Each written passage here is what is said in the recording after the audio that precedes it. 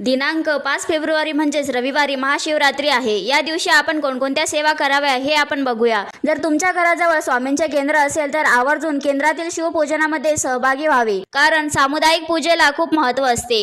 सामूहिक सेवेमुळे आपल्याला सर्व सेवेकरी संख्येचे पुण्य मिळते व सेवा लवकर फलद्रूप होतात।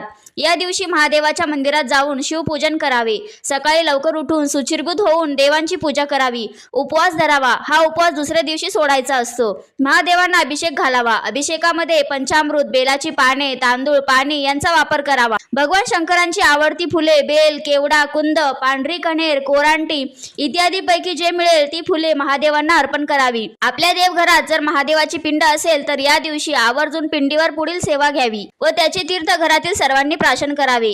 गणपती अथर्व शीर्ष, संस्कृत किंवा मराठी रुद्रपाठ, गायत्री मंत्र 1 माळ, संजीवनी मंत्र 11 वेळा, अमृत संजीवनी मंत्र 11 वेळा, महामृत्युंजय मंत्र 11 वेळा, कालभैरवाष्टक, शिवकवच स्तोत्र, शिवमहिमा स्तोत्र, द्वादश ज्योतिर्लिंग स्तोत्र, रामरक्षा, श्री सूक्त, शिवाष्टोत्तर नामावली व शेवटी शिवहर शंकर नमामि शंकर, शिवशंकर शंभो, हे गिरिजापती भवानी शंकर, शिवशंकर शंभो हा मंत्र 11 वेळा घ्यावा। हे सर्व स्तोत्र व मंत्र नित्यसेवा या पुस्तकामध्ये दिलेले आहेत। उपवासामध्ये दूध, फळे, साबुदाणा, रताळे, बटाटे, दही इत्यादी आहार घेता येईल। जर तुम्ही या व्रताला अजून सुरुवात केली नसेल तर या महाशिवरात्रीपासून नक्कीच सुरुवात करा व भगवान शिवशंकरांचा कृपा आशीर्वाद प्राप्त करून घ्यावा।